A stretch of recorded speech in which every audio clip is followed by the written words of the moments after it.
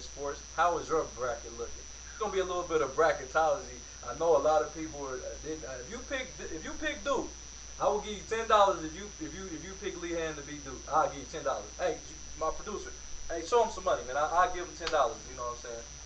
But anyway, I know none of y'all. And if you pick Norfolk State, there go $10 right there. He gonna flash in the camera. All right, that will be yours. if you pick Norfolk State and Lehigh, I will give you that, and you can drive the Benz wherever you want to go. But we're gonna go ahead. We got our gas is $10. we got our college football analyst is gonna be sitting on our college basketball. Jason Coleman here to my right. We got our NBA analyst when we talking about bracketology right now. We got Byron Parker to my left. So the question is, I'm gonna go with you, Byron. How was your bracket looking? And did you pick what upset did you pick? Mine's done. I never thought I knew Norfolk State could play, but the way they punished Missouri. I mean, they told the big boys pounding on them. They don't care about that shooting. You can pound it down on them. We're gonna make them pay, and that's what they did. They made them pay. I mean, the one I saw coming was Ohio over Michigan. Sorry, okay. Michigan has two solid players. Western, you got guys like Novak and Stu Douglas. I mean, who are these guys? These guys wouldn't even start at Wisconsin Whitewater. You know what I'm saying? They're starting at Michigan, but I kind of saw that one coming. But Lehigh, not in a million years, I didn't think they would beat Duke. We do have a solid player in Ray McCollum. He's a solid player. And I think the Norfolk State one kind of surprised me as well. Like I said, but I kind of had Missouri. I didn't have Missouri going as far as a lot of people had them going. I had them getting bounced in this round anyway. The round was 32 by Florida. But, you know. Here's my bracket. I actually have it here on the show, guys. I'm gonna let y'all see. Y'all probably can't see it from there. I didn't pick them, but what I did pick is VCU. I think VCU got the raw end of the deal by getting such a lower seed, but I got VCU going pretty far on my bracket because I think those kids, coached by Coach Shaka, I think they're an amazing team. I think they're going to make a run again this year. So y'all got to hear it. I don't have to lie about it. I didn't just fill it in. Y'all can look at my bracket if y'all want to. Check it out. Check me out on Facebook, and I'll give you my brackets. And I actually did pick VCU. I'll tell you what, the AD from Illinois, he should be on the plane wherever Shaka Smart is and tell him, look, you got a blank check to come on up here. But the question is, would we go? Well, the money he said he's very comfortable at VCU. I mean, he had opportunities to leave last year, but I think, Illinois to me, and I know we're kind of going off kilter here, Illinois should be a top 15 program in this country. Reason being, Chicago is in Illinois. Chicago produced some of the best players in the country. You can't even tell me you can't get three of the best players in Chicago to coach Champaign, Illinois, and play their college basketball. But who cares about Chicago? I got a point for you, but my thing is, can he recruit over Thad Matta? You can recruit over. Man, you got some stuff. Illinois have had some great teams. You got to remember they had Darren Williams, they had D.D. Brown, and they had Kendall Gill. Remember they had Kendall Gill? Yes, they did. Jordan White, Nick Anderson, Kenny Battle. Who remember that Illinois team? Brian Cook.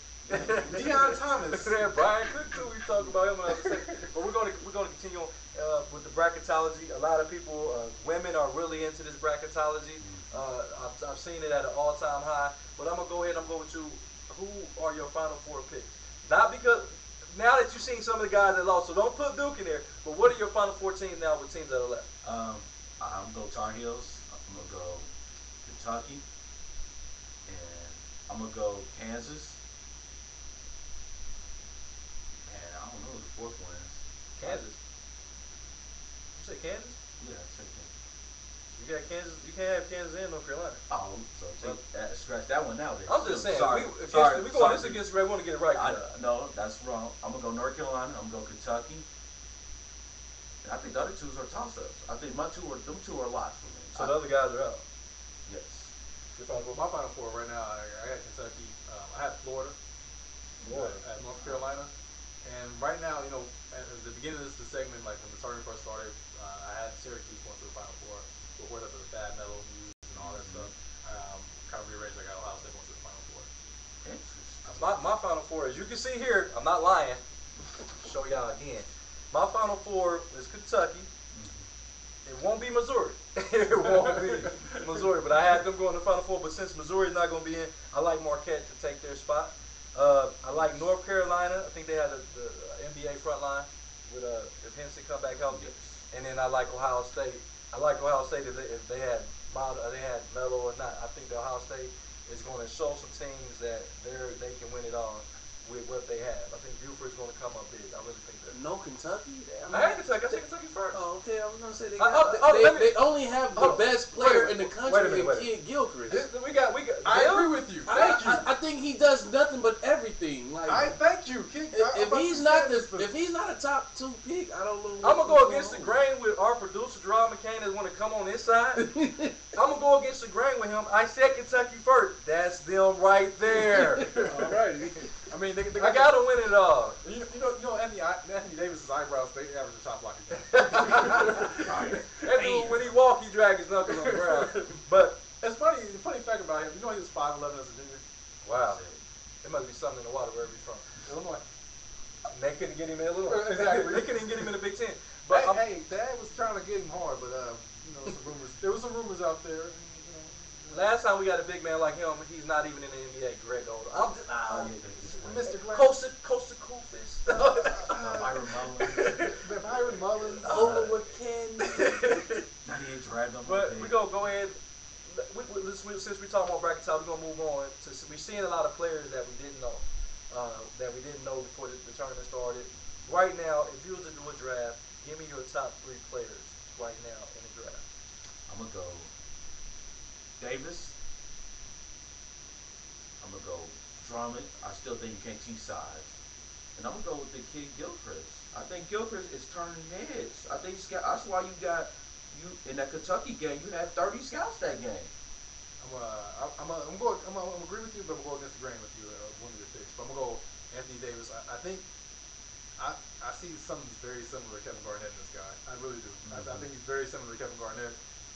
He's developing. Like I say, just before he was a guard, he's developed. His jump shot's starting to catch up with his arm length and everything. Mm-hmm. I think he can. He'll be a solid 14-year pro and probably make about 7 All-Star games. I like the kid Gilchrist. There's no kid in America who plays harder than that kid. And the guy is talented. He's an elite defender already. I think you put him in the NBA, he can lock down some guards already in the NBA. And my third player, best player in the tournament, I'm gonna go with Jared Sullinger. I know a lot of people are not sold on Jared Sullinger. I kind of got something similar James, but I think the guy is going to be a solid pro. Carlos Boozer, like, he rebounds. He has great hands. He has great nimble feet in the post. And I think if he breaks down a free throw line jumper, he's going to have a nice 15-year career in the NBA as well. Against the grain sports, I'm going against the grain on both of these guys. My top 3, my number 1 pick is Austin Rivers. I think NBA is a guard-driven league, and Austin Rivers is going to come in because he's better than Irving, Kyrie Irving. I think he's better than him at this particular time. I think Austin Rivers had played against professional talent because of his dad, since he's been basically in the 8th grade. So I think that Rivers is bringing more value to your team because the NBA is a guard-driven league. You look at John Wall coming in having success, Derrick Rose having success, Kyrie Irving having success. These guys coming in. I'm gonna go against the grain. John Wall having success? Yes, it's not his fault. It's not his fault. He having success individual success. He played for the Wizards. The talent around is not the best, but overall, yeah, it's not his fault. My second pick, I'm gonna go with Anthony Davis. I think this kid is Marcus Camby to me in his younger days. I think he can block a lot of shots. I think he's going to be active on the glass. He's not going to be a great scorer in this league, but I think he'll be kind of a Mutombo, kind of Marcus Camby kind of feel. He's going to be a game changer, of course. And then my third pick is somebody I thought would have been the first pick last year if he would have came out. People are not sold on him, and I really wasn't sold on him this year either, but I think he's still a great prospect, and it's Harrison Barnes. I really like the kid Harrison Barnes from North Carolina as an NBA player. Not in the college game because the game is so condensed and they have so many great athletes. I think when he gets to a team where he can be that small forward and take perimeter jump shot, that's really what he is.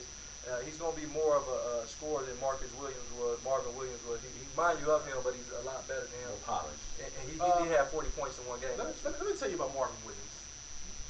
The 2 picks Marvin Williams. What they got to do with You didn't say Marvin Williams like Harrison Barnes. I said they built the same. I understand that. I'm just going to point out the 2 picks that went behind Marvin Williams. Chris Paul and Darren Williams. You mean if the Atlanta Hawks, I'm sorry. Yeah. If the Atlanta Hawks would have took one of those players, they will be a an elite team. Hold on. Okay, he said Chris Paul and Darren Williams, right? Utah does not even have Darren Williams anymore, and Charlotte doesn't even have Chris Paul anymore. But Marvin Williams is still in Atlanta uniform, and Atlanta has been to the playoff and won more playoff rounds in both of those teams. So who really won? My thing is Marvin Williams. It's against the grain sports. I'm going against Marvin Williams. They've been trying to sell that guy up the river, but nobody will take him. I mean, I'm just saying. But y'all saying like if he would have got this guy, evidently Charlotte got this guy and they still garbage. Charlotte is garbage. They're Charlotte when he got there. Guys, we're talking about bracketology, guys. I'm sorry. This guy right here took me all off keys. Before you get into it, I'm going to throw a name out there that nobody's mentioning. Tyler Zeller. Let me tell you about Tyler Zeller is So can he stay healthy? Yes. I think he's been healthy. I think he's I like him. A solid backup center in the league. But his younger brother Because he can tough. run. But he can start anybody's power forward team. Who? No. I would not draft that dude until at the 34th pick. I wouldn't. Tyler Zeller? Yeah, I would not take the guy. He reminds me a lot of Jason Collier. He reminds me a lot of Travis Knight. Yeah, that's a good comparison. Are you guys serious? No, I think Zeller is better than Travis Knight, but I think he'd be a late first round pick. I do. I mean, the kid done broke his arm last year. Yeah.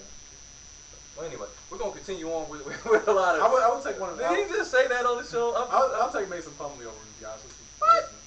Go to the question, please. Oh yeah, this guy said a big man from Duke. When the last time Duke had a good Man, player? I'm just. When the last time Duke had a good player?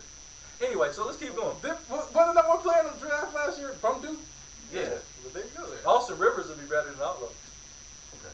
Well, back to Bracketology. Bracketology. Langdon was going to be a star. No, I didn't. You say Trajan? We had a Trajan Langdon sighting on against the great sport. If you're out there, Trajan Langdon, you had one of the best jump shots I ever seen from Alaska. All right, but continuing on. Actually, since we're talking about basketball factories, give me your top 2 basketball factories that produce players to the league. Not recent. I mean, the last maybe 10 to 15 years. You got to put Carolina, Kentucky. In North Carolina. No, the last 15 years their players haven't really panned out. You got Sean May. Where's he at? Nowhere. Did Ed Cota make it to the league? I'm just asking you names. No, wait, Ed Cota. But I'm just saying. Okay. Kentucky haven't really. Who have they really produced? Maybe John Rondo and Wall. Outside those guys, who else? DeMarcus Boogie? Cousins. Boogie's solid. Boogie Cousins is solid. Who is Boogie? Boogie Cousins. I don't know him. DeMarcus Cousins is solid. He's averaging 16 points. Is Derrick Rose that get with the Memphis? But I would say UK and UConn. UConn's produced more. You go from Walter Ray. You got Rudy Gay.